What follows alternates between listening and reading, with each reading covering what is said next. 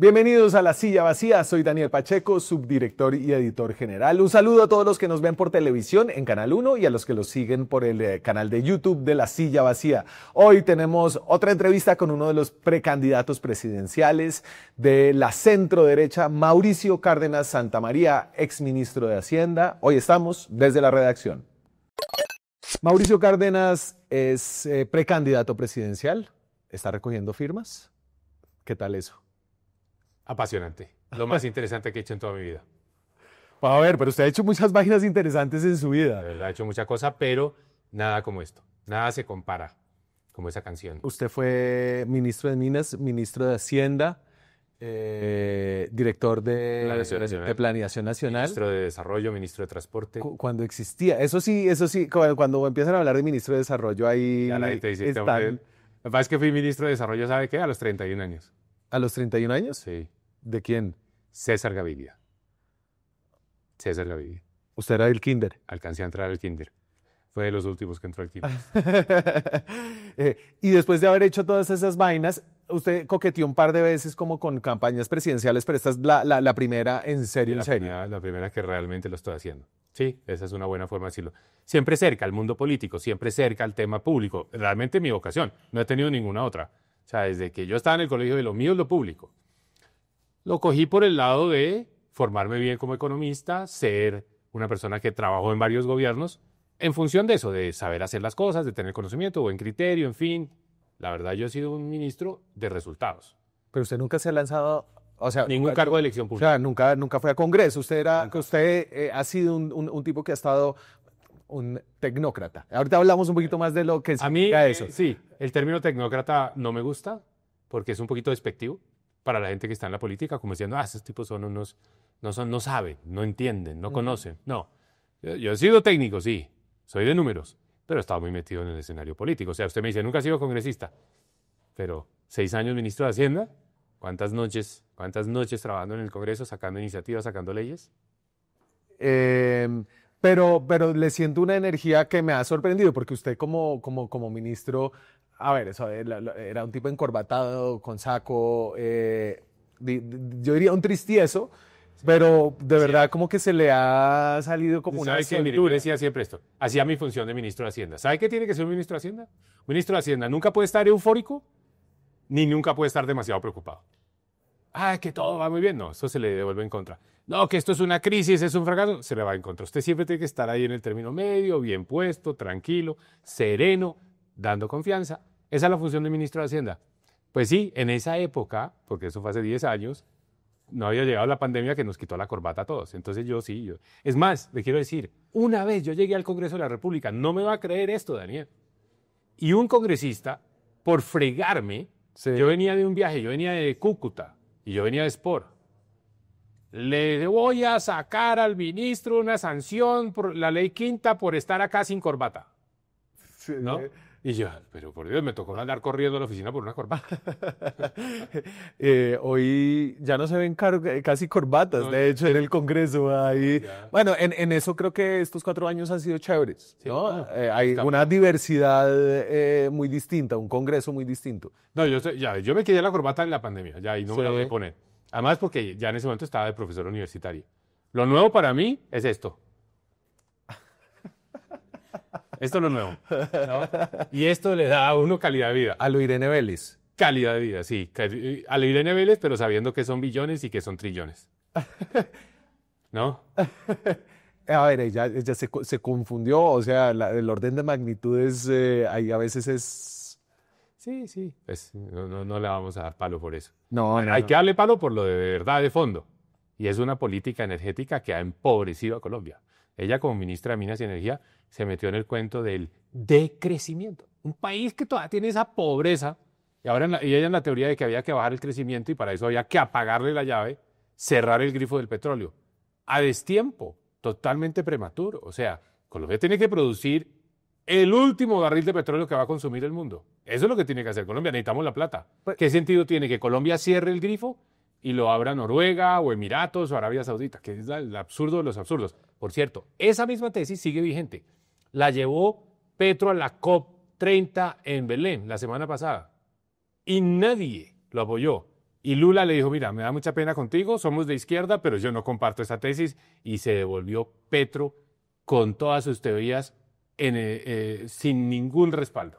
A ver, pero lo de la COP30, entiendo que hay una discusión acerca de cómo reducir los hidrocarburos, pero lo de la COP30 también fue que es que ni siquiera se mencionó como una de las causas que produce el calentamiento global, ¿no? Entonces creo que ahí hay como dos extremos en los que el poder de los países petroleros, la ausencia de Estados Unidos, hace que al final como que la declaración sea realmente tremendamente tibia porque ni siquiera menciona los hidrocarburos. Claro, pero eso es otra cosa, pero ponerle una fecha de vencimiento a los hidrocarburos, que es lo que quería Petro, y decir que Colombia va a ser un país que no va a producir más petróleo, cuando el mundo va a seguir consumiendo petróleo.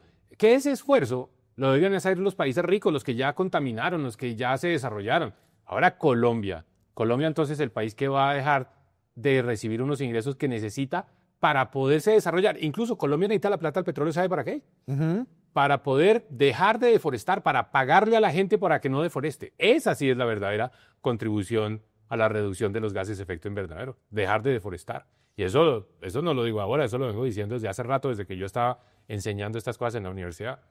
De hecho, las contribuciones de Colombia en gases de efecto invernadero son sobre todo por lo que llaman el uso del cambio del suelo. Correcto. ¿No? Correcto, el cambio del uso del suelo, que es agricultura, pero sobre todo es deforestación. Pues ojalá fuéramos una potencia industrial para poder estar emitiendo. No, entonces lo que sí tenemos que hacer, bueno, primero, ya que nos metimos por ese tema, los compromisos que adquirió Colombia en reducción de emisiones, sí, que es 51% de reducción al año 2030, son inalcanzables. Lo primero que tiene que decirle Colombia al mundo es la verdad. Nosotros nos comprometimos a algo que es imposible. Eso fue Iván Duque. Sí, entonces, primero, eso no se va a dar. Segundo, tenemos que concentrarnos en Colombia en reducir la deforestación. Ese debe ser el gran propósito. ¿Y cómo lo vamos a hacer? Vendiéndole al mundo servicios ambientales, vendiendo créditos de carbono, vendiendo la reforestación, vendiendo que en Colombia vamos a recuperar áreas del país que han sido deforestadas, que necesitamos volverlas a llenar de bosques y de selvas. Nos metimos por un lado, Sí, pero yo tengo ahí una pregunta. ¿Usted cree que el mercado y los mecanismos de mercado son la solución para el problema climático? Y entonces, aquí para explicarle a la gente, hay una cantidad de formas de armar como estructuras financieras acerca de los servicios ambientales, los bonos de carbono. Sí. Yo tengo aquí tantas hectáreas de bosque que van a chupar tanto carbono, y entonces puedo crear un mercado donde alguien que emite en otro lado puede comprar para compensar. Solo un ejemplo de los muchos mecanismos. ¿Usted cree que el mercado también nos puede salvar de esto? No, se necesita el Estado también. Es mercado más Estado. Porque el Estado es el único capaz de asegurarse que los compromisos sean. Oiga, voy a proteger estas 10.000, 20.000, 100.000 hectáreas y las voy a monitorear y voy a estar seguro de que aquí no va a haber deforestación. El Estado es el único. Por eso ahora los proyectos no son pequeños, no son individuales, sino que son jurisdiccionales. ¿Qué quiere decir eso? Yo lo que le apuesto es, empecemos con el departamento de Putumayo. ¿Por qué? Porque Putumayo tiene un gran nombre, tiene prestigio, tiene mucho problema de deforestación, tiene muchos problemas de narcotráfico. Entonces, vamos a hacer un paquete Putumayo, a venderle al mundo créditos de carbono, a venderle servicios ambientales, pero donde está el sector privado, las comunidades indígenas, los colonos, la coca, el petróleo, el Estado, la fuerza pública, haciendo que esto sea viable y que se pueda verificar. Aquí la palabra clave es verificación. Entonces no son proyecticos individuales que después nadie da cuenta de ellos, sino es una cosa que tiene una jurisdicción, no de un país entero, de un Estado, un departamento en el caso nuestro.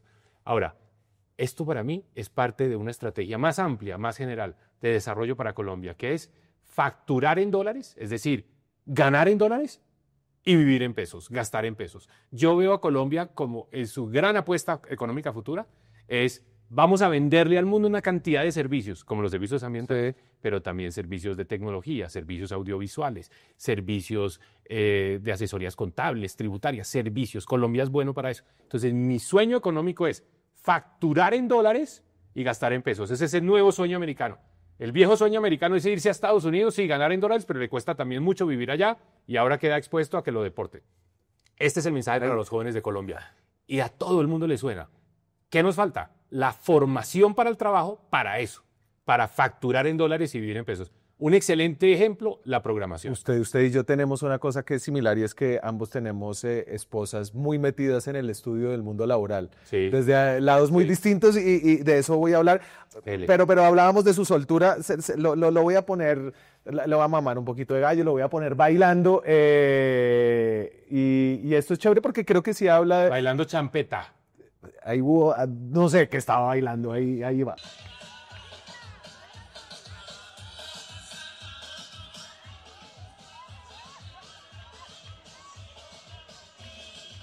La opinión está dividida. Cuénteme el 50, detrás. 50, la opinión está Espérese, dividida. espérese, porque a mí me empezaron a contar el detrás. Porque yo dije, no, a ver, Cárdenas que nunca ha bailado champeta en la vida, entonces se mete a la política y termina bailando champeta. Pero su equipo me empezó a contar el detrás de cámaras y eso generó un grado adicional de empatía. Bueno, la opinión está dividida entre si bailo bien o bailo mal. No baila mal. No, no bailo mal. Bailo bien.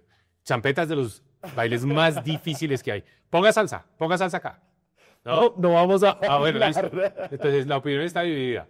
No, o sea, lo que pasa es que la champeta sí. Pero entonces le voy a contar la historia. Mire, yo creo que no hay gente que baila bien y que baila mal, sino gente que le gusta bailar y a los que no les gusta bailar. Ahí está, sí, está bien eso. Me encanta bailar. Me encanta bailar. Y Genuinamente. genuinamente. Y creo que bailo bien. O sea, no tengo... Desde que estaba muy pelado bailo mucho. Entonces, ojo, lo que pasa es que la champeta no es fácil. Eso sí, que necesito clases de No, y champeta. tenía una pareja con un...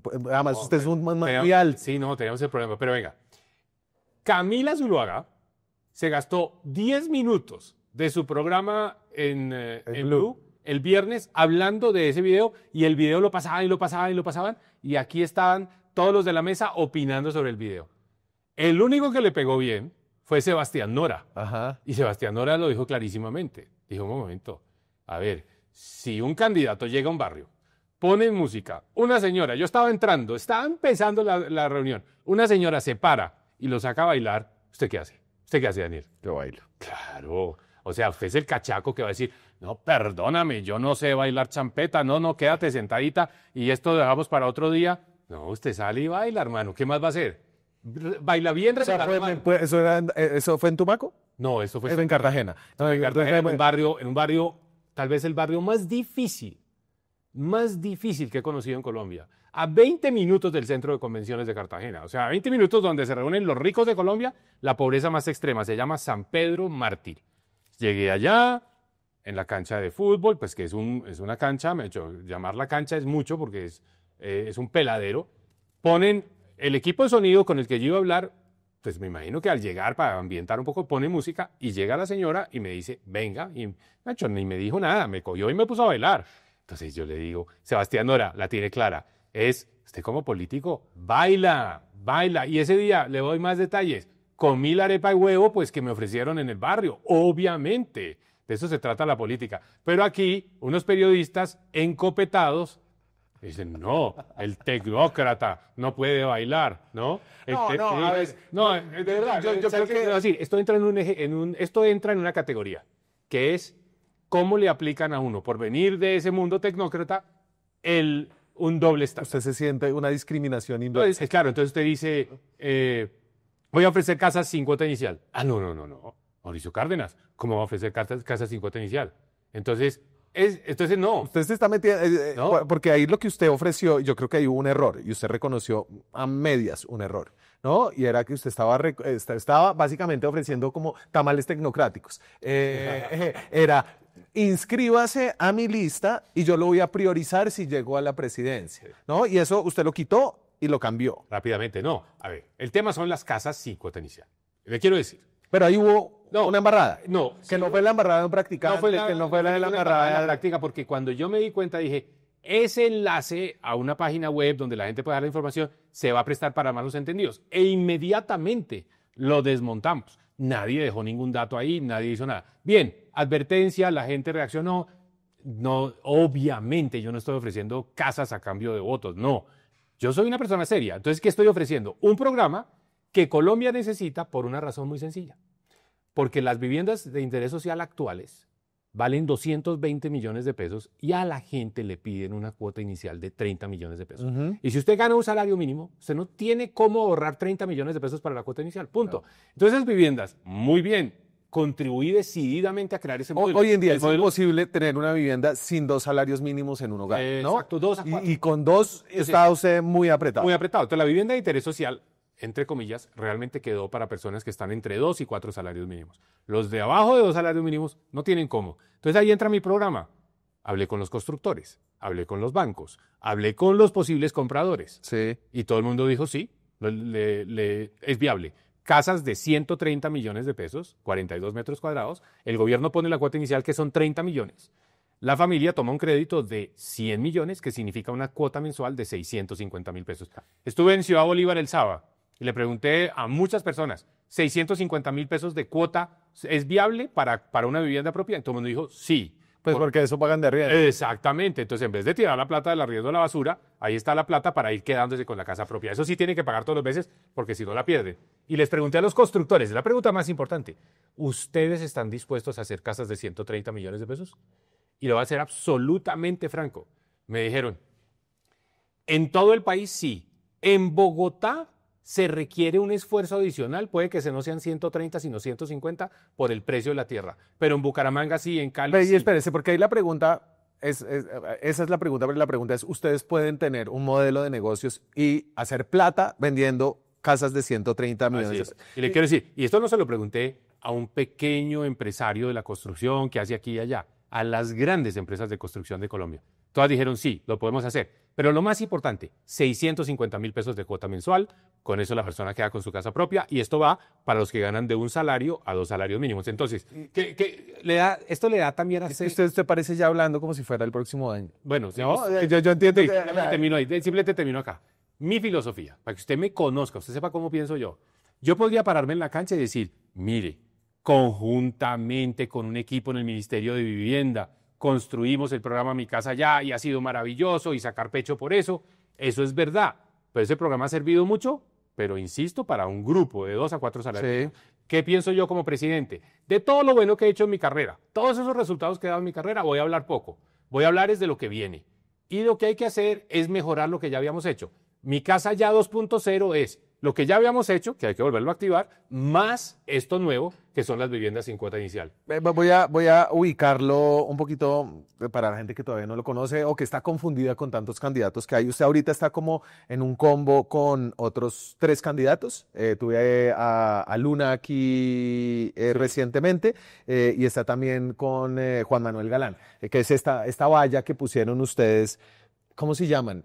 Luna dice que se quieren llamar los sin jefe, y nosotros aquí los llamamos como el centro tecnócrata, que no estoy seguro qué tan, qué tan exacto sea, sobre todo pues porque, no sé, pues ni Galán ni Luna son economistas, pero es como, no sé, un centro alterno a Sergio Fajardo. Yo creo que hay que dejar hay que poblar un poco más esa valla. Porque ¿para qué nosotros 3 decir, oiga, esto es el nombre, estas son las reglas de juego? Debemos que se llene un poquito la valla, se va a llenar, estoy súper optimista, confiado. Llega Oviedo. Oviedo fue invitado desde hace mucho rato, o sea, Oviedo era uno de los 3. Sí. Porque empezamos a trabajar desde comienzos de este año, Oviedo, Luna y yo. Y él dijo, no, yo termino de recorrer. Creo que termina, yo creo que se quiere dar su tiempo, espero que llegue, es muy natural que haga parte de este grupo, pero... Yo veo muy... Le pongo el menú. Dele. El de centro derecha. Ahí está ese menú. Entonces, hay unos que ya se fueron, ¿no? Pase líder de fuerza de las regiones, Aníbal Gaviria. ¿Sí? Yo le apuesto, lo veo muy cercano. Tráigalo para este muy mal nombre Centro Tecnocrático. ¿Mal? Sí, porque entonces usted está diciendo que es que en política lo de tecnocrático es como que esos tipos son unos incompetentes. No son políticos. ¿Cómo así? Sí, porque el tecnócrata es el de los números, el del que no baila bien champeta, el que no sé qué. No, somos políticos, Daniel, somos políticos, o sea... A ver, yo creo que ustedes son un centro que cree que es importante tener conocimiento para poder gestionar el Estado, que creen en las políticas basadas en evidencia, que creen en la responsabilidad fiscal, que creen... ¿Serio?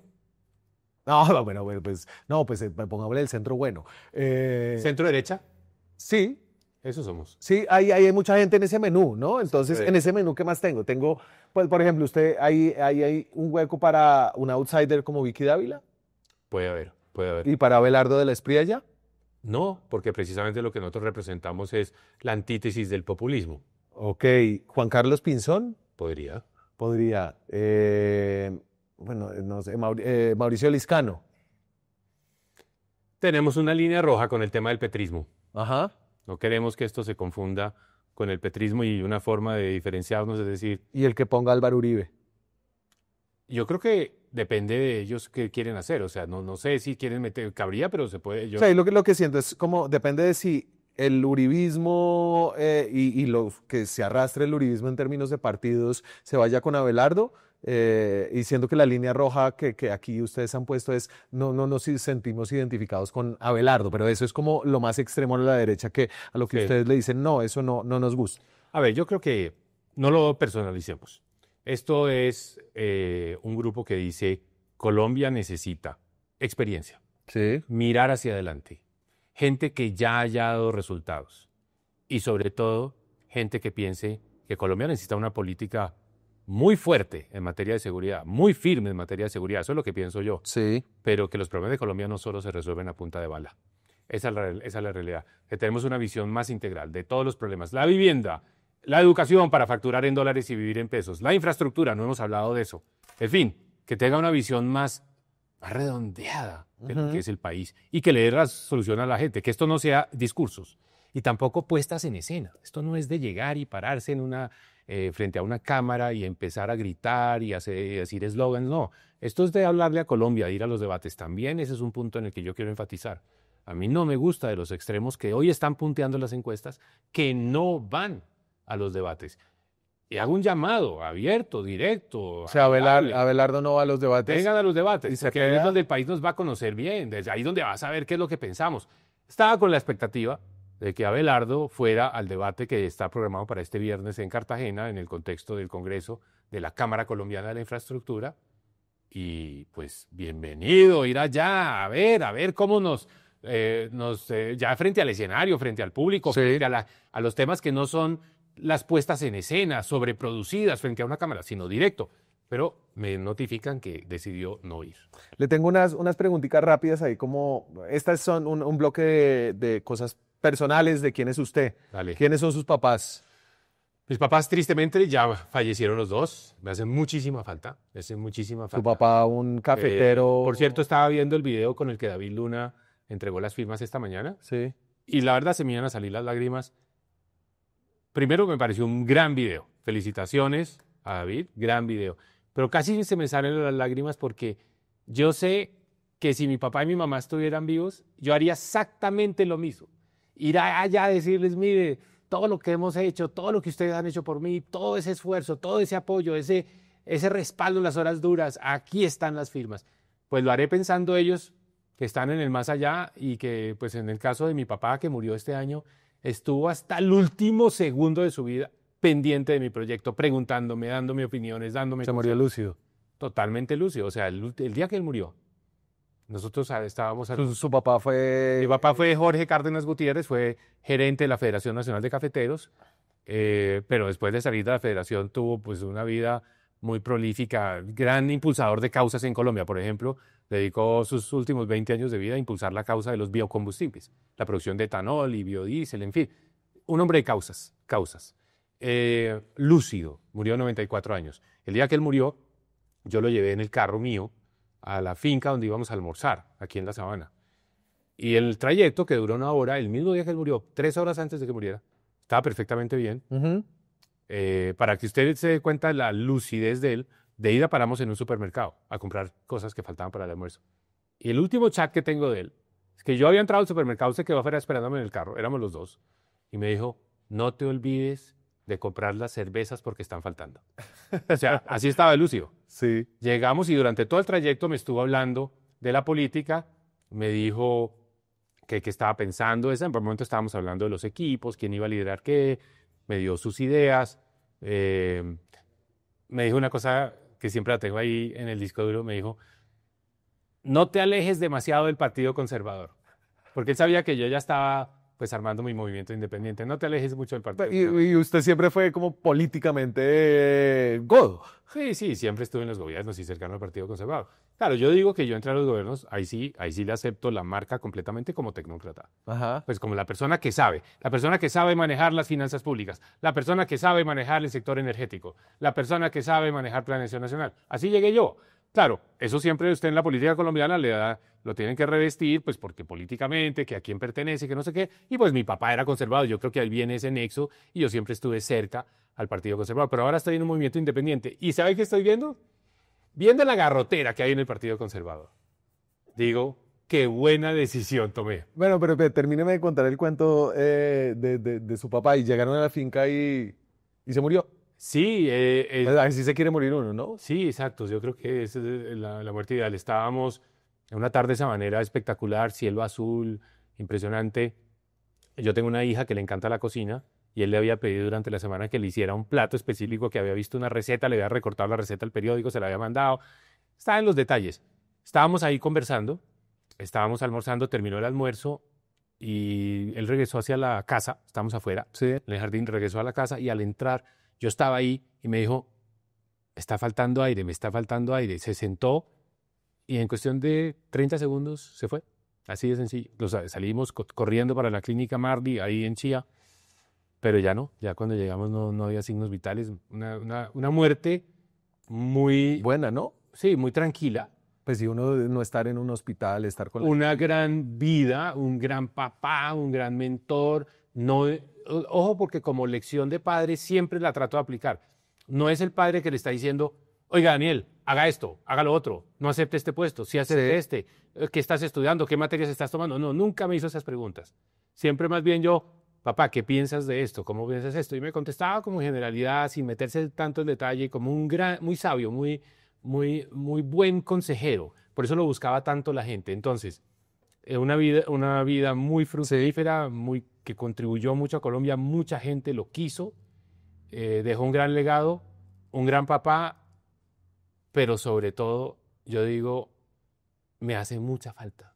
Yo a veces llego por la noche y como que instintivamente cojo el teléfono y digo, cuando me pasaba algo bien, que me fue muy bien en un debate, casi que pienso, voy a llamar a mi papá a contarle, no, mi papá ya no está. Ese es un momento duro.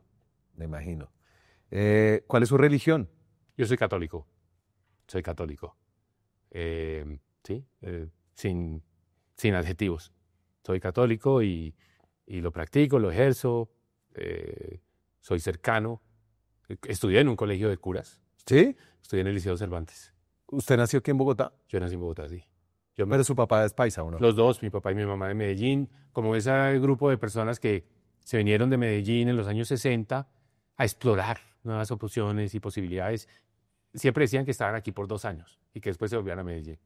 Y yo crecí como en que colegio acá, amigos del colegio acá, pero vacaciones todas en Medellín. Yo llegaba el otro día que salíamos del colegio a la casa de mis abuelos en Medellín y la vida mía, o sea, como que yo descubrí el mundo, pongámoslo así, más con mis primos en las calles de Medellín que aquí en Bogotá. ¿Pero su papá era un cafetero de finca o de No. finanzas? O como Nunca tuvo una mata de café, Ok. nunca tuvo un árbol de café. Defendió los intereses de los caficultores y esa fue su causa. Y yo digo, se lo digo sinceramente, él agarró el sector cafetero cuando los caficultores de Colombia eran pobres y se fue y los dejó convertidos en clase. Pero lo que pasa es que el café en Colombia tiene detrás un andamiaje financiero muy importante y es que usted produce un bulto de café en Colombia y tiene quien se lo compre Así. de manera asegurada a un precio fijo. Pero eso lo construyeron ellos. Claro. Eso hoy lo vemos como normal.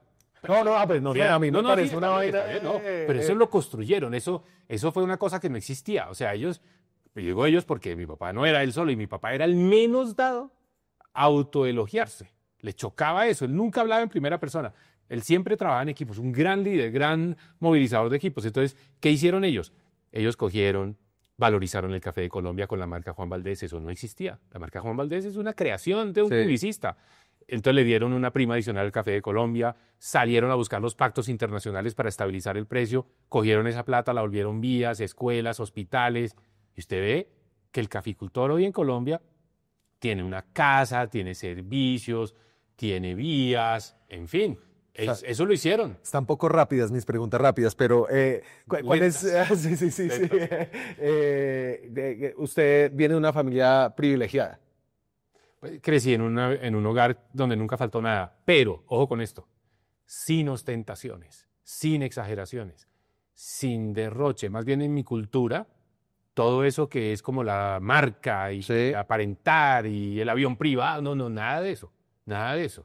El Jeep, una vida cómoda, no nos faltó, pero con un sentido de austeridad. Yo creo que eso es bastante parte de mi Y cultura. con un sentido del privilegio, pues es decir, usted sabe, usted conoce los números, ¿no? Sí, yo sé y conozco y por eso, yo creo que en parte por eso yo me incliné siempre desde que estaba en el colegio por lo público. A mí lo que me interesaba era el servicio público, trabajar por Bueno, los pero demás. usted tiene un libro importante de historia de la economía. Usted... Introducción a la economía colombiana, Sí. que me ha ganado más de un voto porque por muchas partes donde voy... Pero no más de 10. No, se sorprendería. Aquí está el equipo, Se sorprendería. Yo me he sorprendido. Porque, ¿qué pasa? Yo nunca he cobrado regalías de ese libro. ¿Por qué? Porque ese libro lo hice siendo director de FEDesarrollo y ese es un proyecto de FEDesarrollo y allá quedaron las regalías. Entonces yo nunca sé ni hago el seguimiento de cuántos libros se han vendido. Pero voy por toda Colombia, entro a cualquier universidad, donde hay cursos de economía y siempre salen los estudiantes con la copia del libro para que se lo firme, o la gente que me dice, yo estudié economía con su libro. ¿Y le gusta la economía, el libro de Kalmanovic? Sí, también es bueno, sí, claro. Pero le quiero decir, el patrón oro, por ahora, hay que ver quién lo va a actualizar y cómo se va a hacer. Sí. El patrón oro para enseñar introducción a la economía colombiana sigue siendo ese libro. Su vicio. Vicios. A ver. No soy de tragos, no soy de cigarrillo. Claro, no soy la persona que dice, no, yo nunca me tomo un trago. Me gusta tomarme trago con amigos. Con amigos. Entonces, vicios. ¿Alguna pequeña oscuridad Una suya? pequeña oscuridad. A ver, ¿qué oscuridad tengo yo? A ver, soy una persona que no creo que sea un vicio, pero me gusta ser libre, me gusta tener mi espacio, o sea, soy una persona que no soy, no, porque usted es conservador, no, soy una persona que le gusta explorar el mundo del arte, el mundo de la O cultura. sea, ¿es mal geniado? Mal geniado tampoco. O sea, huraño por momentos o... No, tampoco eso. No. A ver, deme lista de más vicios, a ver. No, pues, bueno, un vicio, a ver, yo, ¿por dónde le encontraría? Usted es un tipo vanidoso, creo. Vanidoso. Como muy pendiente como mucho control acerca de lo que se dice de usted, de cómo se presenta, Yo creo que no sé si entra en la categoría. No, esa es como no sé, una característica de personalidad, porque ni siquiera sé si es un defecto o no. En la política definitivamente parece una necesidad. ¿Ha consumido alguna droga? Sí. ¿Muchas? No. Sobre todo en los años de universidad y tal. Sí, pues probé la marihuana. Probé la marihuana. Nunca he probado la cocaína y yo creo que ya no la voy a probar. ¿Su hobby? Mi hobby es un hobby muy básico, muy básico. Yo, estando 7 días a la semana en una ciudad, me siento encerrado. Yo tengo que salir en algún momento a un sitio donde no sea ciudad, que sea verde, que sea campo. Okay. O sea, mi hobby es estar en el campo. En el campo me gusta caminar, me gusta montar a caballo, me gusta leer, lo que sea, pero mi hobby es ese. Mi hobby, oiga, hablando de vicios, a mí todo el mundo me regaña porque yo detesto el Waze. Quiten el Waze. No, yo conozco la mejor ruta. Yo sé por dónde meternos. Claro, nos metemos en unos trancones horribles. No, pero, o sea, o navegar, yo qué sé, una autopista gringa sin Waze, usted es de los que sabe como los mapas, los números de las entradas. Me gusta llegar a un sitio. Vamos a una ciudad nueva. Lo primero que me gusta como turista es el mapa. El mapa. Y decir, yo soy capaz de orientarnos. Y no pide yo soy capaz. No le gusta preguntar. No me gusta preguntar. ¿Y pelea con su esposa por eso? Totalmente. Bueno, y sí. entonces todas Las perdidas en las carreteras son por cuenta mía. Ok, pero bueno, son chéveres. A veces las perdidas. Y es que además siento que así es que uno conoce. Cuando usted va, Waze, ¿no? O sea, no sabe cómo llegó ni cómo devolverse. sí, no sabe por dónde meterse. Sí, de ¿no? acuerdo. Eso sí que me pone bravo. Primer voto, último voto. A ver, este le va a sonar raro. Último voto en blanco. Y bueno, ese me... Ese es el Petro Rodolfo. Rodolfo, no fui capaz de votar.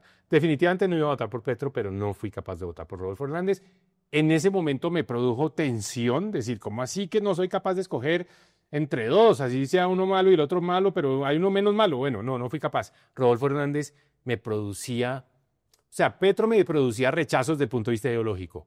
Rodolfo Hernández me producía rechazo desde el punto de vista de personalidad, el estilo. Bueno, ¿no? era una plataforma anticorrupción de un señor con un proceso de corrupción. Sí, por eso le quiero decir, yo en las elecciones del año entrante quiero ofrecerle a Colombia una alternativa. Ese es mi propósito, una alternativa. Si el país dice, no, esto es, vistas las encuestas de hoy, entre Abelardo y Cepeda, bueno, que el país decida eso. Pero yo me voy a hacer matar para que el país tenga otra opción. Pero ahí me devuelvo un poquito. Entonces, en su combo, Fajardo, bienvenido. Sí, el adhesivo. Bienvenido, sí. Sí, tampoco lo pongamos tan unilateral. Que si él quiere, no, pues hay que hablar. ¿En qué condiciones? ¿Bajo qué reglas? Pero bienvenido. Tenemos, yo creo que... O sea, ¿no les daría miedo? O sea, Fajardo, que es un tipo que ha estado varias veces en las elecciones, que tiene como un alto reconocimiento en la opinión, que uno diría, bueno, si se mete Fajardo en una encuesta, digamos, con Cárdenas, Galán, ya Galán le ganó una vez a voto limpio, y usted, pues, Fajardo tiene las de ganar. Es que, o sea, no hay ningún argumento para decir que Fajardo no. ¿Cuál podría ser un argumento Pues para que les gane. Pues eso no puede ser un argumento. Aquí tiene que abrirse el juego y que sea competencia. Ok. Porque la única forma de ganar las presidenciales para cualquiera de nosotros es ganando la interna. Ganando esta interna. O sea, entrar a semifinales. ¿Y esa interna a usted le gustaría ir hasta marzo o estaría dispuesto a bajarse con una encuesta? Yo quiero ir hasta marzo. Yo me quiero contar en marzo. Muchas de las personas que me Usted está estrenando juguete. Sí, muchas de las personas que me han apoyado. Incluso hay gente que de repente me ha sorprendido. Gente que está dispuesta a apoyarlo a uno económicamente. Esta ha sido una campaña austera, pero obviamente los amigos se les ha pedido ayuda. Sí. Y muchos de los amigos que me han dado ayuda me dijeron, le damos ayuda, pero con una condición, Mauricio. Que usted va hasta el final. Usted no tira la toalla a mitad del camino. Va hasta el final, hasta donde las elecciones le permitan. Entonces, Fajardo, bienvenido. ¿Por qué estábamos hablando de la consulta? No, porque se me metió su último voto y primer voto. Sí. Entonces, el primer voto es... Ese es el que más lo va a sorprender. Ay, a ver, No, pues es que mi primer voto fue en 1986, que fue mi primer voto. No, 86 estaban Virgilio Barco, Álvaro Gómez. Ajá. Fue mi primer voto, año 86. Si usted fue Álvaro Gómez. No. En ese momento había unas negociaciones de paz en Colombia, producto de Belisario. Sí. Y había que apoyar a la izquierda para que... Yo estaba en la universidad. Sí. O sea, yo estaba en la universidad, yo estaba, ¿no?, deliberante y beligerante. Dije, Colombia necesita esa paz. Y a ese sector de la izquierda hay que darle el apoyo en las elecciones para que deje las armas y se meta a las elecciones. Entonces así pensé yo, dije, precisamente es un voto que no va a tener ninguna repercusión, pero quiero respaldar esa incursión en la democracia de sectores que hasta habían estado por fuera. Y ese voto fue... Ya no me acuerdo el nombre. Debió de ser alguno de los de la Unión Patriótica. Sí. Bernardo Jaramillo, No. tal vez. No me acuerdo. Bueno, no me acuerdo. Pero bueno, nos dirán aquí en los... Pero ojo, también les enseña un poco de lo que yo soy, o sea, un demócrata. Yo siento que en ese momento, pues iba a ganar Virgilio Barco, era obvio, el candidato liberal, el gobierno de Belisario había terminado con cierta impopularidad. Sí. Pero fue un voto consigna. Fue un voto decir, hombre, qué bien que en Colombia dejen las armas y pasen a la democracia. Mauricio, usted... El estudiante universitario. Usted de alguna forma ya ha gobernado en varios momentos, ¿no? El más reciente fue casi 6 años como ministro de Hacienda de Santos. Yo fui 6 años ministro de Hacienda de Santos, pero antes también había sido con Santos ministro de Minas y Ministro de Minas, usted reemplazó a Juan Carlos Echeverry. En Hacienda. En Hacienda. En Hacienda. Y entonces le voy a tirar, no sé qué, la línea de pobreza larga. Y esta nos da, entonces pobreza extrema es la línea verde. Y la línea roja es pobreza monetaria. Son dos formas de medir la pobreza a partir de los ingresos nada más, ¿no? Bueno, entonces mire el récord. La pobreza, la línea roja. Desde el 2012, que empiezo yo el Ministerio de Hacienda, hasta el 2018, baja. ¿Qué tiene de extraordinario eso, Daniel? Es que en la mitad de ese proceso, en la mitad de esos años, por ahí en el 2014, el petróleo, el 50% de nuestras exportaciones, el 20% de los ingresos del gobierno, el petróleo que valía $100 por barril pasó a valer $40 por barril. Óigame, ¿cómo maneja usted esa situación y logra que Colombia siga bajando la pobreza? Eso es una vaina. Le voy a decir, yo insisto, yo no voy a hacer mi campaña sobre que es que el Cárdenas, el pasado, todo lo que hizo. Eso no es fácil. Eso requiere criterio, requiere mano firme, requiere decisiones muchas veces impopulares, pero necesarias. Por ejemplo, le voy a poner un caso antes de que usted me lo pregunte. Eso requirió mantener los programas sociales. El programa de Familias en Acción, el programa de darle al régimen contributivo de salud los mismos beneficios del régimen del subsidiado, lo mismo del contributivo. Eso requirió la gratuidad a la educación. Eso requirió una política muy sensata de decir, la política social no la podemos dejar descarrilar y necesitamos la plata para financiar esa política social. Volvamos a verla y entonces yo creo que ahí uno puede ver vasos llenos y más vasos medio vacíos, ¿no? Entonces, por un lado, usted sí tiene como una caída de la pobreza, moderada, que obviamente repunta en el momento de la pandemia, en el gobierno de Iván Duque, pero en la pobreza extrema y en general, la pobreza siendo algo como tan grave para la vida de las personas, es que cuando usted está en pobreza y sobre todo en pobreza extrema es que no tiene suficiente para comer. Así es. Esa línea está plana. No, esa línea le falta, o sea, pues está plana, pero ¿cuál es el punto más bajo de esa línea verde? ¿Cuál es el punto más bajo? El 2018, el año en el que yo entrego el Ministerio de Hacienda. Nadie ha podido bajar la pobreza al nivel donde yo la puse en el 2018, habiendo perdido la mitad de los ingresos de exportaciones de Colombia, habiendo perdido un 20% de los ingresos fiscales. ¿Por qué? Porque tuve la firmeza, la contundencia para aplicar una política que requirió austeridad inteligente. Vamos a recortar el gasto público, pero sin tocar los sectores sociales. Y otra cosa que me generó muchas críticas, pero absolutamente necesaria, hay que subir el IVA del 16 al 19%, porque si no, no está la plata para mantener la política social. Si no, no podemos mantener 2,5 millones de familias en acción. Si no, no podemos seguir dándole a las madres y cabezas de hogar en Colombia la gratuidad en la educación pública. Y yo me imagino que, es decir, si usted es coherente y si usted llega a la presidencia, usted no puede prometer que va a acabar con la pobreza extrema. No. Y yo siento que hay unas posiciones políticas, como la de la izquierda, por ejemplo, que es revolucionaria, en el sentido en que quiere generar cambios rápidamente porque le parece que el status quo es inaceptable éticamente, moralmente es inaceptable, y que si hay gente con tanta plata, no puede haber gente con tan poquita plata. Yo hice mucho más por la reducción de la pobreza y la desigualdad en Colombia. Siendo tecnócrata, acepto su término, hice mucho más que Gustavo Petro siendo incendiario, siendo el tipo de los discursos, siendo el provocador. Yo hice mucho más. Como tecnócrata, para Colombia, sin tanto discurso, sin tanta laraca, sin tanta charlatanería, reduje mucho más la pobreza y la desigualdad. ¿Sabe quién lo dijo? ¿Sabe quién lo dijo? ¿Quién? Gustavo Petro. En uno de los consejos de ministros mostró la gráfica, la desigualdad, y dijo, bueno, nosotros hemos bajado la desigualdad, pero no tanto en la época como en la época de Cárdenas como ministro de Hacienda. Era como una autocrítica que es rarísima en él. Entonces, yo hice mucho más. ¿Por qué? Le voy a decir por qué, Daniel. Usted tenía un viento de cola de ingresos altos, ¿no? No, si los ingresos del petróleo se cayeron en el 2014 y yo fui ministro hasta el 2018, porque tuve la firmeza de hacer cosas impopulares. Cosas que otros ministros de Hacienda dicen, no, yo paso de agache. Le voy a decir, para reducir la desigualdad en Colombia había que hacer algo, que estábamos en mora de hacer, impuestos a los dividendos. El 1% más rico de Colombia no gana ingresos laborales, gana dividendos. Los dividendos no se habían grabado en Colombia, era un terreno prohibido, no se podía hablar de eso.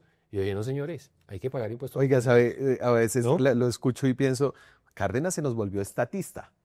Yo bajé la pobreza. Usted sabe, ¿no? La pobreza baja por el crecimiento económico. Sí. El crecimiento económico se genera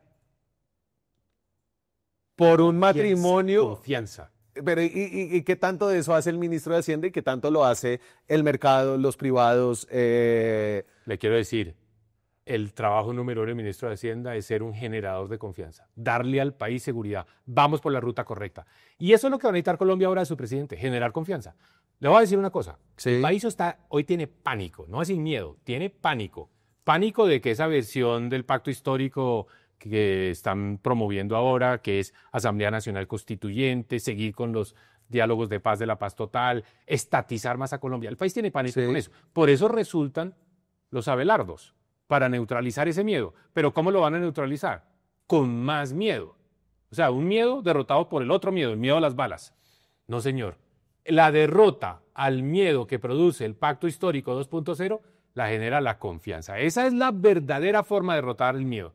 Y yo soy un generador de confianza. ¿Por qué? Porque yo hablo con sinceridad, digo las cosas como son, con tranquilidad. Si hay decisiones difíciles, las explico, que el país Y entienda. le dice no al presidente. ¿Ah? Le dijo no al presidente. Claro, muchas veces. Muchas veces. Generar confianza es, por ejemplo, mantener la regla fiscal, cumplirla a pesar de las dificultades. Este gobierno, ¿qué ha hecho? Ante el primer problema, olvídense de la regla fiscal, porque este gobierno lo que quiere es gastar y gastar. No, yo en medio de una dificultad muy grande dije, mantenemos la regla fiscal. Y aplicamos una política que se llamó, yo le puse el nombre de austeridad inteligente. ¿Qué quiere decir eso? Austeridad sí, recortar gasto, pero inteligente. Recortemos donde el gasto público no tenga tanto, duela menos. Entonces quitamos plata de una cantidad de cosas que no tenían tanto beneficio y nos concentramos Sí. en eso, en reducir la pobreza y la desigualdad. Entonces, usted dice, usted está sonando a estatista o estadista, porque el político habla mucho en primera persona. No, voy a rectificar. Todo esto lo hicimos con un impresionante equipo. Si algo tengo yo, Daniel, es el equipo. Pues y con suerte. O factores externos. Hermano, la suerte, yo creo en la suerte, pero la suerte la reparten a las 5 de la mañana.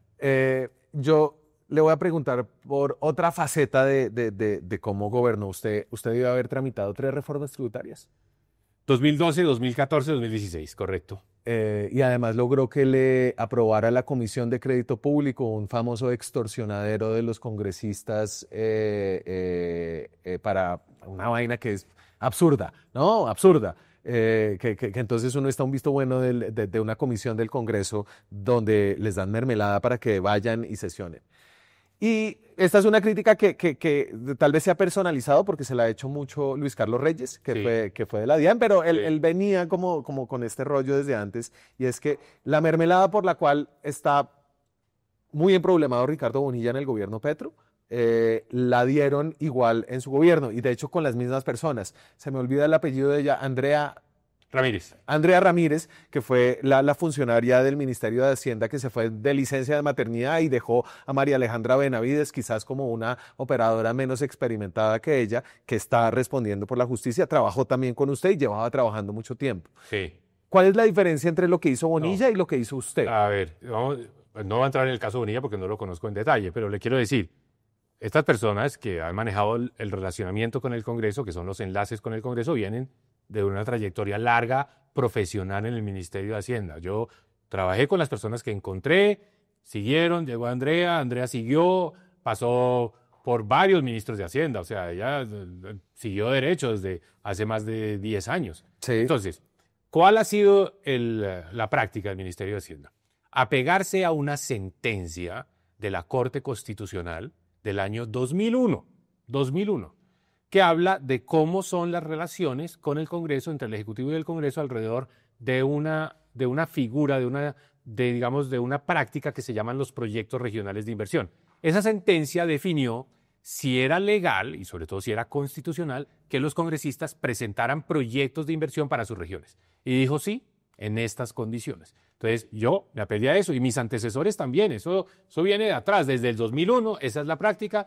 Y lo que se llama mermelada. Digamos que las reglas de juego de eso están establecidas en esa sentencia de la Corte Constitucional.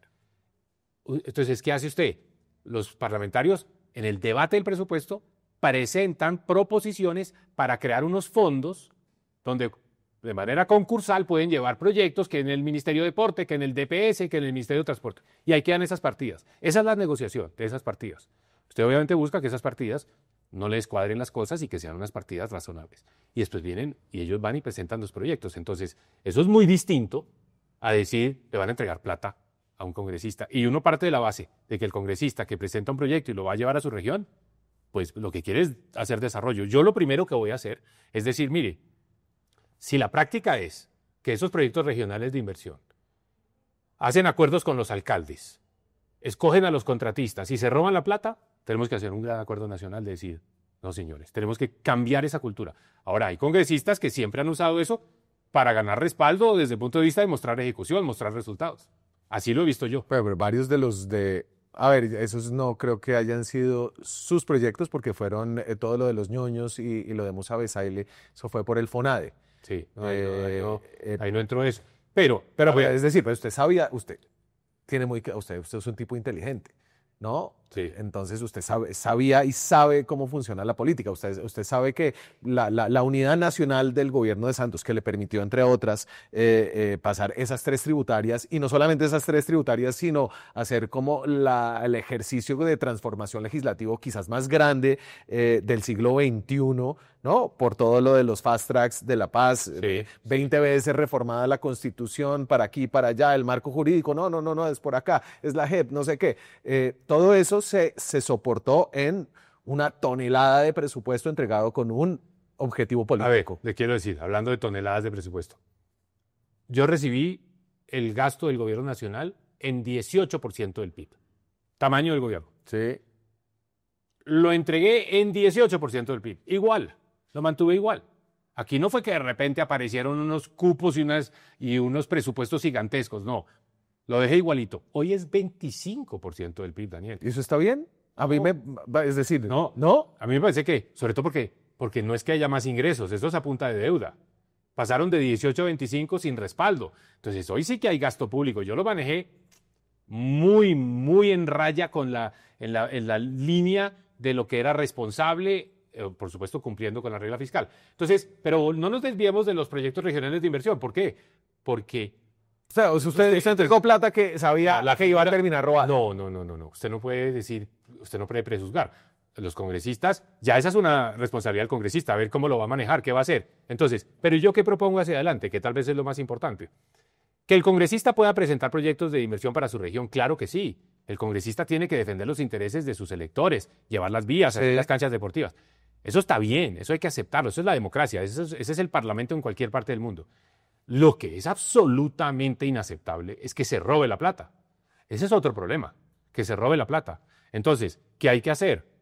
Yo creo que hay que empezar a definir unas reglas de juego, un poco haciéndole el extra a esa sentencia de la Corte Constitucional como el adendo, decir, a ver, congresista que venga a hablar con un funcionario, a hablar de un determinado proyecto, debe quedar en una base de datos. El congresista está en la obligación de decir, fui a hacer la gestión en tal proyecto en el INVIAS. El funcionario que lo atendió, reportarlo también. Mostrarle a la ciudadanía, aquí vino el representante Pedro Pérez a pedir la pavimentación de tal vía.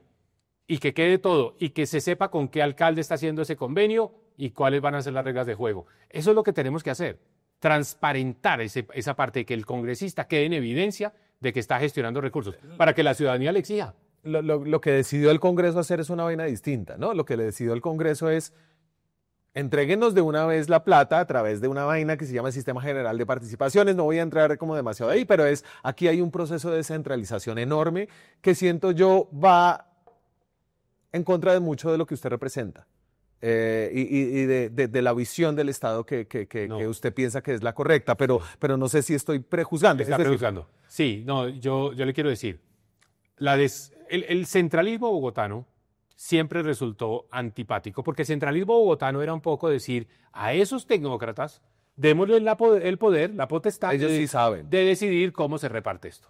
Y van a hacerlo de una manera equilibrada, técnica, objetiva. Y eso es el Ministerio de Hacienda, eso es Planeación Nacional. Obviamente, pues eso depende también de los congresos que aprueban los presupuestos. Ese centralismo hizo crisis. ¿Por qué? Es ineficiente, el país es muy complejo, el país no tiene cómo desde Bogotá definir si se debe hacer el acueducto en tal municipio o no. Eso hizo crisis hace mucho tiempo. ¿Ahí me da culpa? Claro, hay que hacer Pues, un cambio. no suya, pero Sí, sí el existe sistema, de desarrollo, de DNP, El sistema. Ministerio de Hacienda, Universidad Sí. de los Andes. Entonces, pero la gota que rebosó la copa de la crisis del centralismo se llama Gustavo Petro. Porque Gustavo Petro hizo una cosa que nadie había hecho antes. Y es decir, este gobernador es de mis afectos, este no. A este den la plata, a este no. Esa tecnocracia mantenía el juego equilibrado. Nadie se preguntaba, oiga, este gobernador votó con el presidente, está a favor, en contra, viene de otro partido. Nada. Nadie decía, esto es para castigar y premiar. Pero ahora, como le cortaron el chorro a Bogotá, a Cali, a Antioquia, a Cartagena, a Barranquilla, todo el mundo dijo, no, este centralismo ya no solo es ineficiente, sino que es injusto, porque le están dando un poder al presidente para definir cómo son las alianzas políticas. Entonces ahí el centralismo se viene a pique. Por eso, yo lo que le propongo a Colombia, no el acto legislativo que ya aprobaron, que es un acto legislativo que es una gran mentira.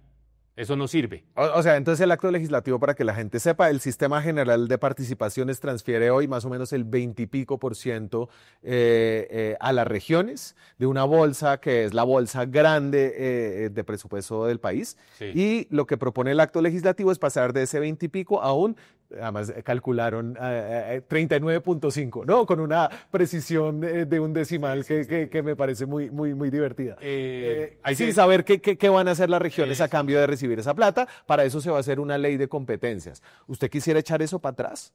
Claro, eso no es viable. ¿Qué hay que hacer?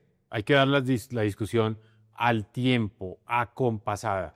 Va más plata a las regiones, pero al mismo tiempo van estas funciones, van estas competencias. Entonces, solo si usted discute las dos cosas al tiempo, puede lograr el objetivo, y es que el gobierno nacional deje de gastar y ese gasto lo asuman departamentos y municipios. Si usted dice, no, va la plata por delante y después digamos qué competencias van, puede que las cifras no le cuadren. Entonces, ¿qué hay que hacer?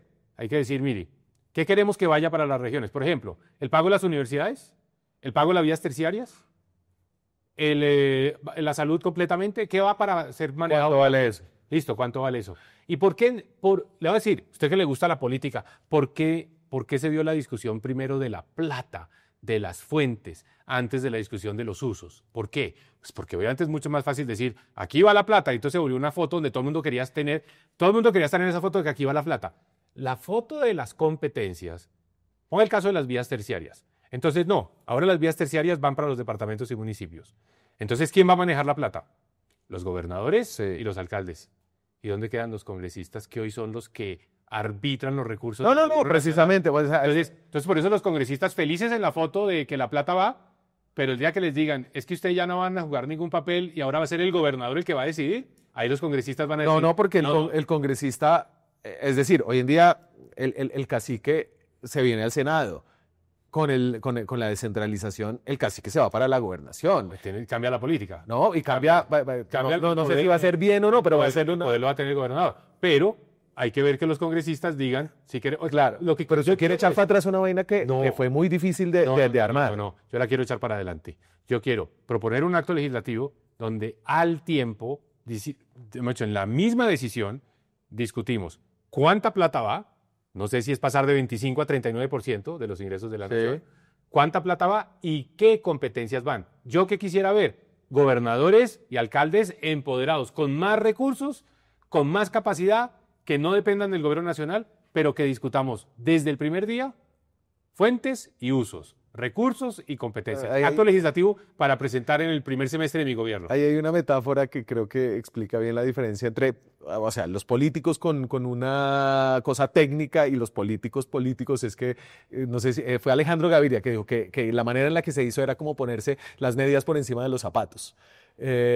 Y aquí Juan Fernando Cristo lo que decía no sé, no me parece tan buena la analogía. Lo que dice Juan Fernando Cristo es que Era la única forma en la que se podía hacer, Claro. ¿no? Era la única forma de sacar algo en su Ministerio del Interior, pero era demasiado fácil. ¿Sabe qué era? Burdo. Burdo. O sea, todo el mundo quiso estar en esa foto. Proyecto de acto legislativo de iniciativa legislativa, el gobierno se monta, Juan Fernando Cristo ve la oportunidad, se monta, todo el mundo, ¿quién va a oponerse a que le manden más plata a las Sí. regiones? Pero ¿resolvió el problema de la descentralización? Le pregunto a usted, Daniel, ¿lo resolvió? No sé, está en proceso, porque ahora entonces se está discutiendo, bueno, no se está discutiendo, hay un borrador de la ley de competencias, el borrador creo que es muy malo, porque solamente regula 3 tipos de competencias para una transferencia que es billonaria. Probabilidad de que este gobierno, Gustavo Petro, Cero, este problema de pero resolver. probabilidad de que el próximo Congreso la saque adelante, alta, creo yo. Claro, pero sobre la base de cuáles son las competencias que los gobernadores van a asumir. ¿Usted cree que los gobernadores, cuando les digan, ustedes se van a encargar de las universidades, van a estar de acuerdo? ¿Usted cree? Sí, ¿no? ¿Usted cree que van a estar de acuerdo en decir, asuman toda la competencia de las vías terciarias? ¿Usted cree que van a estar de acuerdo? Pero para que les pidan, Por para eso que les exijan. Claro, por eso esa discusión hay que tenerla al tiempo. Listo, va la plata, pero entonces usted encárguese de esto. Unas rápidas de política pública y de temas sociales para cerrar, Mauricio. Una política del presidente Petro que usted continuaría. El subsidio a los adultos mayores de 250.000 pesos mensuales. Me parece una muy buena decisión. De hecho, creo que será el próximo gobierno el que va a capitalizar eso, porque la plata no le está llegando a los colombianos de la tercera edad. Es un reclamo que hacen todos en las calles de Colombia. Todos se me acercan a decir, ¿para cuándo los 250.000 pesos? Si usted fuera el noveno con juez de la Corte Constitucional que va a examinar la reforma pensional como está ahora, 4-4, y su criterio es solamente su preferencia, no la constitucionalidad, ¿usted la aprobaría o la negaría? Sí, con una condición, que los recursos del ahorro pensional que están llegando a Colpensiones queden absolutamente blindados. Me preocupó mucho un artículo de la ley de presupuesto que se acaba de aprobar diciendo que esa plata la puede usar el gobierno para financiarse. Y eso obviamente no debe ocurrir. El ahorro para las pensiones de los colombianos no lo puede tocar ni este gobierno, ni mi gobierno, ni los siguientes gobiernos. Ojalá que la Corte Constitucional deje eso muy en claro. ¿Fracking? Claro, el país necesita más petróleo, más reservas. Nosotros necesitamos tener todas las tecnologías, convencionales y no convencionales, para aumentar la producción, empezando por el gas, porque eso ya nos pasó una cuenta de cobro. La mala política petrolera de Gustavo Petro le está costando ahí a los hogares. En Ciudad Bolívar vi las cuentas, las facturas. Le dije, me entré a la casa de una señora, le dije, Sí. muéstreme la factura de hace 6 meses, muéstreme la última factura. 30, 40. 35% de incremento. Eh, Gustavo Petro, Ciudad Bolívar, usted está pagando más por el gas natural por cuenta de la política energética de Petro, Irene Vélez, todo ese combo que dijo no más exploración. ahí está siendo un poco injusto, ¿Por qué? porque el rezago venía desde antes. Yo creo que este gobierno, además, Irene Vélez sacó todo un informe que decía que no, tranquilos, estamos Sobrados. perfectos, estamos sobrados. Pero este es un rezago como muchas de las crisis que ha enfrentado Colombia. Es decir, ustedes no dejaron un sistema de salud, bueno, ustedes no, pero Duque no dejó y antes de eso un bien. sistema de salud El fuerte. mundo no empezó en el 2022, Sí. pero a cada gobierno hay que juzgarlo por lo que hace. ¿Agrava una situación o mejora una situación? Entonces, usted en el 2022, con realismo, se para y dice, las reservas de gas están cayendo, la producción va a caer. Esto hay que prevenirlo, hay que evitarlo. Hagamos una política de estímulos a la inversión en exploración de gas para que Colombia no se quede sin gas. Eso es lo que había que hacer. Pero ¿qué hicieron? Agravar el problema, aceleraron un problema, pero había que enfrentarlo. ¿Terminaría de quitarle el subsidio a la CPM? A CPM. Mire, esa es una pregunta que tiene una intención corchadora, ¿no es cierto? Para decir, usted ya échese en contra a los transportadores, a los camioneros, al gremio del transporte. Entonces, ¿qué les dije yo? ¿Qué digo yo? Es imposible hacer eso de un día para otro. Quitar ese subsidio es imposible porque el país se va a incendiar. Petro quitó el subsidio a la gasolina Sí, lo hizo. y no se le incendió el país, ¿no? Claro Claro. que es otra de las... Es muy distinto a la CPM. Entonces, ¿qué hay que hacer? Hay que hacer un plan. Hay que hacer un plan gradual con los transportadores, donde se meten en la mesa de negociación el desmonte de los subsidios a la CPM, pero también todos los programas de chatarrización del parque automotor y el tema de los fletes. Hay que meter todo eso, hay que buscar un acuerdo. Yo fui ministro de Transporte, logré siempre acuerdos con los transportadores, tengo muy buena relación con todos los gremios, la ACC, Colfecar, todos. Entonces el mensaje es, no esperen de mí ningún tipo de sorpresa y de arbitrariedad. Vamos a negociar. Es decir, aquí vamos a trabajar con ustedes. Y siento también el respaldo de una ministra de Transporte que no fue de mi época en el gobierno, que es mi mano derecha en los asuntos programáticos, que es Ángela María Orozco, que también manejó muy bien ese tema. Y Ángela María tiene las mejores relaciones con pero por una debilidad política tan grande que ni siquiera empezó a reducir los subsidios del gobierno de Iván Duque y dejó un déficit gigantesco. Es decir, ese fue un regalo envenenado que le entregaron a Petro. Pero bueno, el tema de los subsidios no es Ángela María. No, ese no es de Ángela María. Ese es otro. Pero usted la estaba metiendo ahí. No, yo la meto porque ella tiene muy buenas relaciones con los transportadores. Pues no le sirvieron para bajar los subsidios al gobierno. Para manejar el sector. Y manejar también algo que me parece que es muy viciente de lo que hay que hacer en Colombia hacia adelante, y es coaliciones, consensos. Esto no es que los de un gobierno, los de otro gobierno, no, nos vamos a unir. Ángela María tomó el programa de las 4G, en el que yo trabajé digamos, dedicadamente, decididamente, a sacar adelante las 4G. Es uno de los grandes logros de los resultados de mi carrera profesional. Y Ángela María siguió y lo sacó adelante, los proyectos se hicieron. O sea, aquí es eso, hay que construir sobre lo construido. ¿Hay que recortar el gasto público? Pero sin duda alguna. ¿Israel cometió genocidio en Gaza?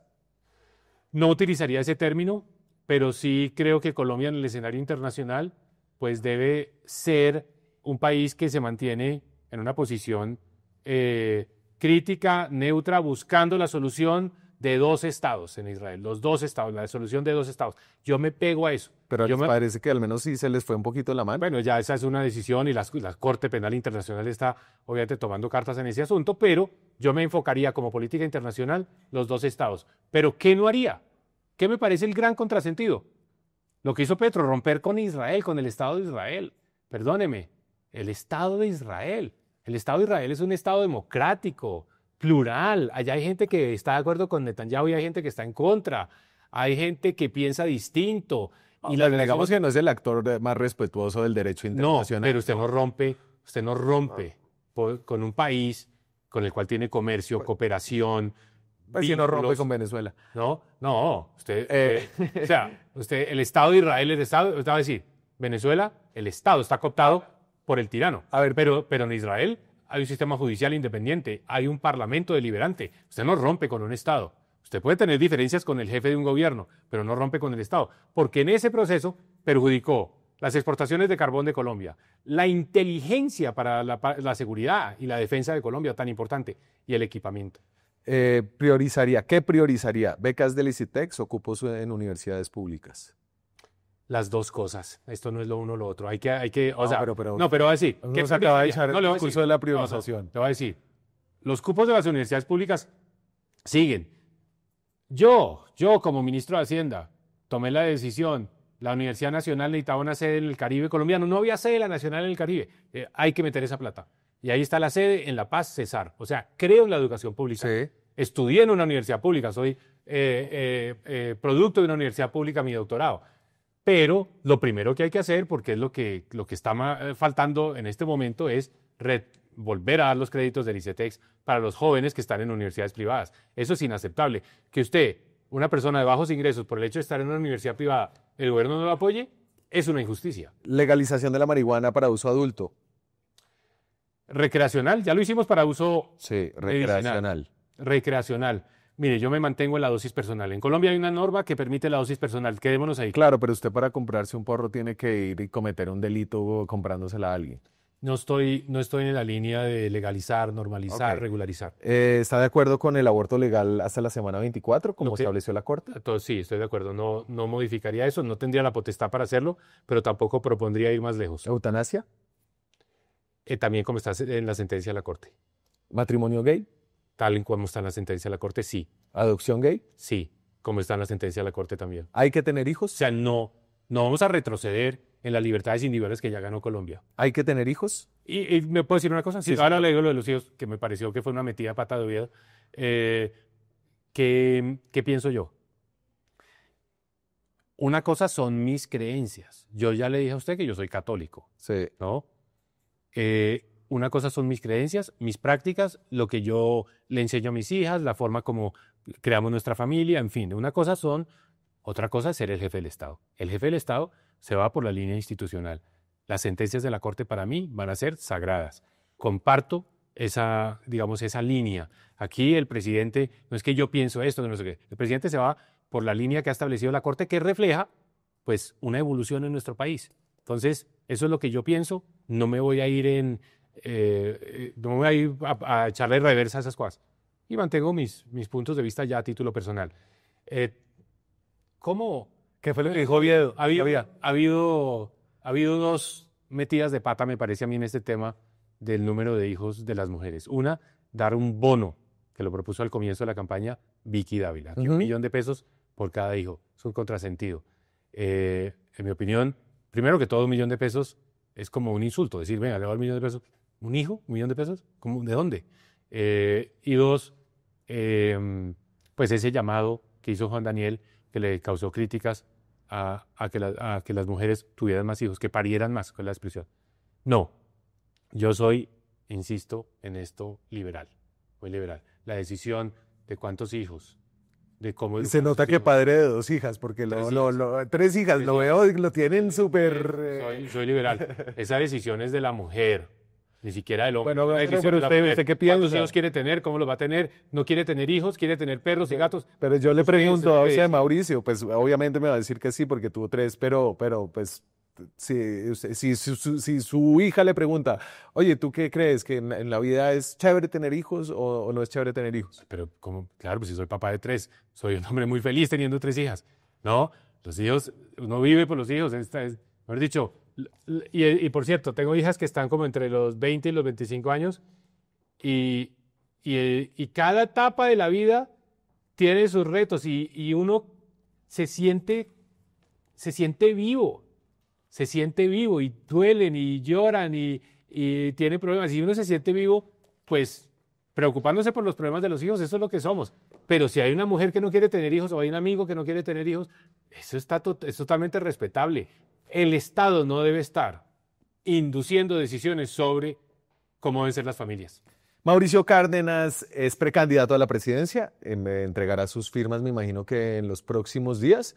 En enero él le va a decir a la registraduría si las consiguió. Hace parte de una coalición de centro que vamos a ver cómo nombramos y ellos todavía no saben cómo. Muchas gracias por pasar por acá, Mauricio. Gracias, Daniel. Estamos, sin duda alguna, no sé si ese es el nombre, pero estamos en la mejor esquina. Desde esta esquina va a salir el ganador de la presidencia. Muchas gracias a ustedes por ver estos videos. Suscríbanse, activen la campanita. Nos vemos esta semana con más contenido. Chao. Hacer periodismo independiente cuesta. Cada suscripción a este canal nos permite financiar historias que revelan patrones, intereses y otras dinámicas de poder que otros no cuentan. Suscríbase y sea parte de la comunidad que apoya a La Silla Vacía.